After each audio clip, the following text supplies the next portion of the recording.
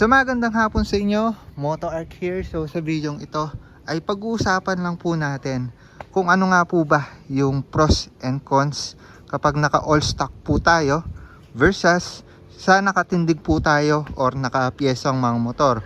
Kumbaga comparison lang po tayo ng naka Indo concept versus naka all stock concept. Ano nga po ba yung advantage kapag naka all stock tayo? Ano nga po ba yung advantage kapag naka-Indo tayo? Also, yung mga negative side po nila or yung mga disadvantage. So by the way, pag-usapan po natin ito para mabigyan po kayo ng idea kung itutuloy nyo pa po ba or kung ano nga po ba yung purpose nyo sa inyong mga motor. Magka-idea po kayo kung piyapiyasahan nyo pa po ba, kung lalagyan nyo pa po ba ng detalye yung inyong mga motor, or mananatili po kayong all stock sa mundong naka-Indo concept. Kasi alam naman po natin ngayon, usong-uso po yung Indo concept dito sa Pinas, kahit na Pinoy tayo no? So ina-adapt natin yung konsepto ng mga taga Indonesian. So kaya naman tinawag siya na Indo concept. By the way, para bigyan muna kayo ng idea sa ibig sabihin ng Indo concept, may dalawang klase po kasi tayo ng Indo concept para sa matic na motor na pwedeng apply kay Scarlett natin.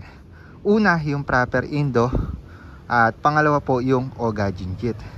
Sa proper Indo, ang pinaka concept po natin dun sa proper Indo, hindi po tayo maglo-lowered ng motor. Kumbaga kung ano yung tindig ng motor natin, kung ano yung ground clearance po niya, kung ano yung taas po niya, seat height, seat clearance, mga shocks, hindi po natin papalitan yan. Stay as is po tayo dyan.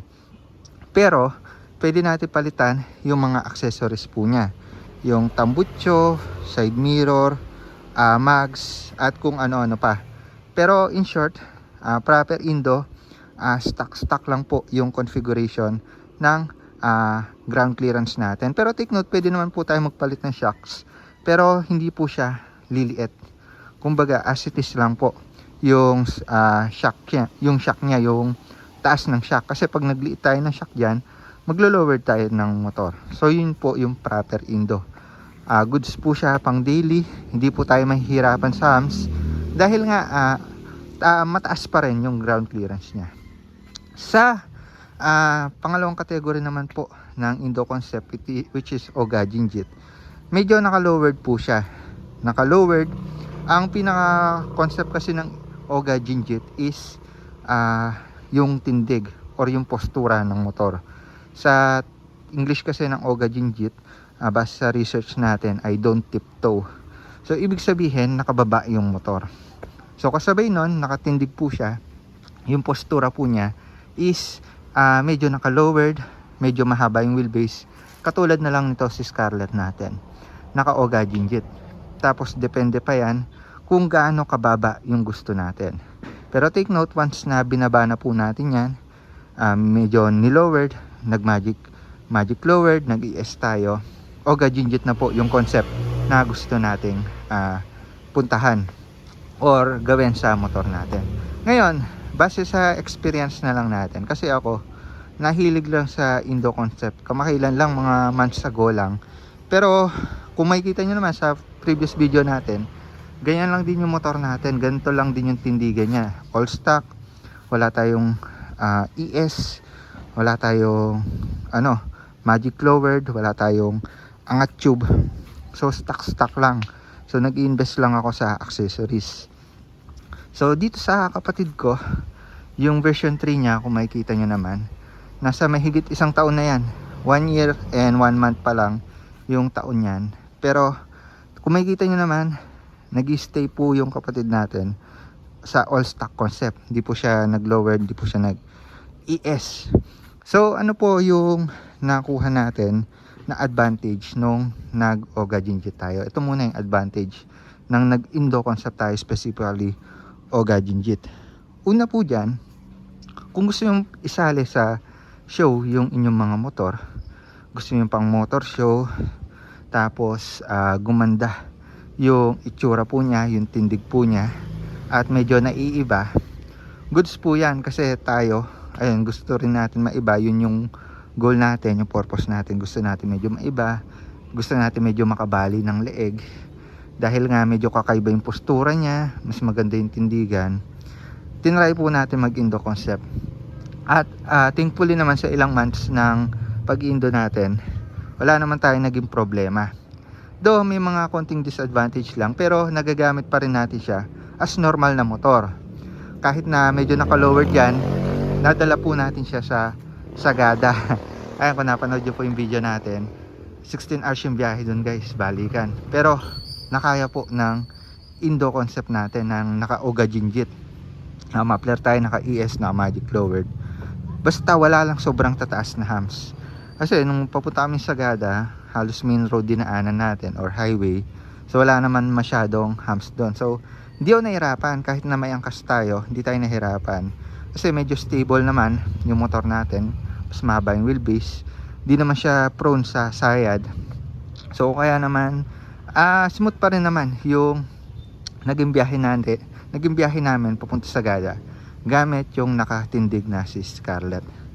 So yun, pwedeng pang show, pwede pang long ride. Nasa inyo na lang kung gaano ka-lowered nyo gustong ibaba yung motor nyo.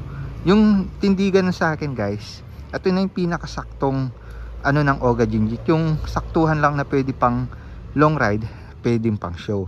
Kasi hindi pa sagaran yan, 2.5 lang ES ko. Yung sagad ng ES na mas mahaba pa is nasa 4 inches. Tapos sa Magic Low, nasa 2 inch lang o may higit. Yung iba 3 inch yung 3 inch or 3.5 inch yung lowered sa harap. So yun na yung pinaka talagang pag ginawa mo yung sagaran na yun, talagang mas pa siya, mas magiging classic na Oga Jinjit kasi super lowered na talaga siya. Tapos yun pa yung malaking punto sa show, no. Pero tayo saktuhan lang yan guys, 2.5 inch na ES, tapos 2, hindi yung nagkakamali, nasa 2.5 inch din or 2 and 1/4 inch din yung Magic Low natin dito. Saktuhan lang siya, hindi rin siya masyadong sagaran dito, no. Ayan, 2 inch pa yung or 2 fingers pa. Ayan, tapos 2 fingers pa dito. Yung iba kasi yung ginogol nila halos dikit na dito, halos dikit na dito, pero tayo saktuhan lang na Oga Jinjit. Yun lang naman yung nakikita kong pinaka-advantage dito. Pwede mo pang show, tapos pwede mo pang long ride. Tapos sa cons naman nito is syempre yung shock natin medyo tumabingi ng konti. Medyo nag-anggulo ng konti yan. Magkakaroon ng tagtag ng konti sa shocks natin. Pero hindi naman sobrang tagtag. Kumbaga lang naman, yung parang mas i-hindayin po natin yung lubak dito compared sa stock, which is yung anggulo po niya is medyo nakadiretso pa. Ayan, sakto lang yung anggulo niya para mag-bounce ng maayos. Pero doon, 'di ba? Medyo tumabingi. Pansin nyo. Also sa harap. So sa harap naman is nung nag-Magic Low tayo, syempre nagpalit tayo or nagdagdag tayo ng spring diyan. Magkakaroon din ng konting difference sa suspension natin. Though hindi naman siya super kagaya nga sabi ko, hindi ko naman super ni-lowered talaga. Saktuhan lang. Kaya naman kahit papano, hindi pa rin naman siya talagang masakit kapag nadadaan tayo sa lubak. Saktuhan lang din. Though mas komportable yung stock configuration, ito nabawasan lang ng konti yung play niya, yung rebound niya, etc. or yung suspension niya, ganon. Kumbaga, halimbawa 10/10 yung sa stock configuration natin, yung suspension niya. Dito masabi na lang natin siguro ng mga 8 pa or 7.5. Pero kung masyado yung niliitan yan, baka maging 5/10 na, ganun na katigas yung rating natin. Pero yun, saktuhan lang naman guys. Saktuhan lang. Lang naman yung pinaka cons po niyan, yung comfort, mababawasan tayo ng konti. Also sa mga humps, sa mga medyo mataas na lubak, mahihirapan na tayo. Pero yun, manageable pa rin naman siyang i-long ride kagaya ng sabi ko. So dito naman sa all stock configuration or hindi naka-Indo, ayan, makuha natin yung pinaka best best comfort na makuha natin sa motor na to. Kasi wala tayong configuration sa shocks niya, wala tayong configuration dito sa harap. Parang na rin to parang comparison ng Oga Jinjit at saka Propermatic, kasi parang Propermatic lang din to no? Propermatic or stock. Pero yun, sa proper matic din, pwede nga tayo magpalit ng mga tambutso at kung ano-anong accessories. Basta wag lang yung suspension. Magpapalit tayo, ganun pa rin. Lalo na sa circuit concept, no, ganun din, medyo tataasan din natin yung suspension niya or yung ano niya, clearance niya sa baba sa mga circuit concept. Pero ibang usapan na yun yung circuit concept. Kasi pinag-uusapan lang natin dito is Indo versus all stock. So pag-usapan na lang natin kung ano nga ba yung nakita nating advantage ng pananatiling stock, all stock ng ating mga motor.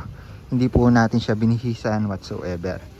So ako, base sa ilang taon na nakikita ko tong motor na to, dahil all stock po siya, wala po tayo masyadong ginagalaw sa configuration ng gulong, ng tambutso, sa air and fuel mixture, at sa kung ano-ano, dahil nga nananatili po siya sa default condition niya, parang default setting ganun.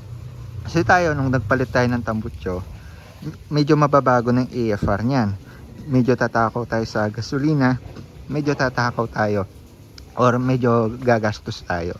Pero dito sa stock, nasa maximum po siya na fuel efficiency dahil saktong-sakto yung tambutso na to for fuel efficiency. So mataas pa po yung kanyang kilometers per liter. Also yun, ka-advantage pa ng stock is nasa pristine condition pa yung motor na to. Actually sa isang taon, hindi ko pa natanggalan ng fairings tong motor na to kasi hindi naman talaga kailangan.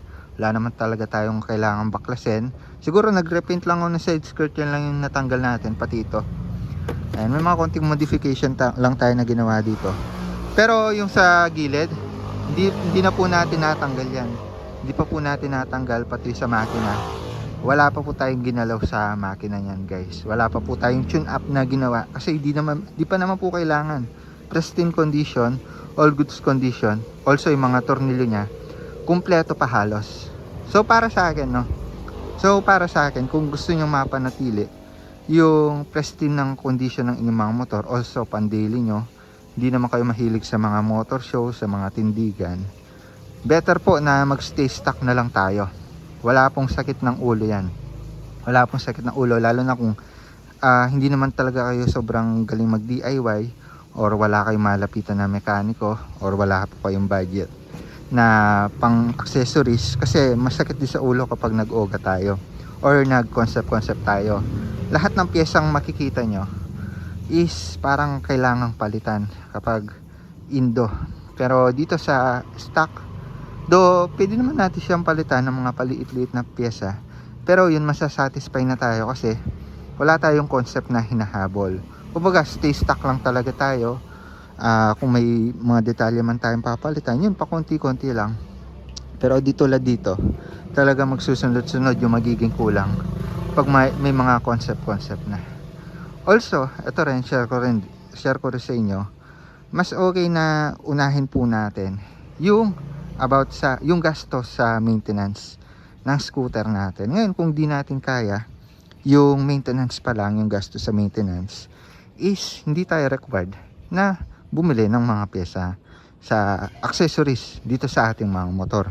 Kasi nga kung sa maintenance pa lang, parang hindi na natin kaya, or baka naman inuuna na natin yung pyesa over maintenance ng motor, mali na po yun.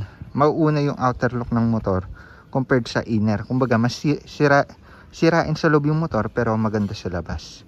So yun lang yung advice natin. Tayo naman kita nyo naman na may maintain naman natin ng buo yung ating mga motor na may maintenance naman natin. So sumunod na lang po na binihisan natin yung motor natin. Kumbaga inside and out, masabi natin inside and out is okay po yung kondisyon ni Scarlett natin.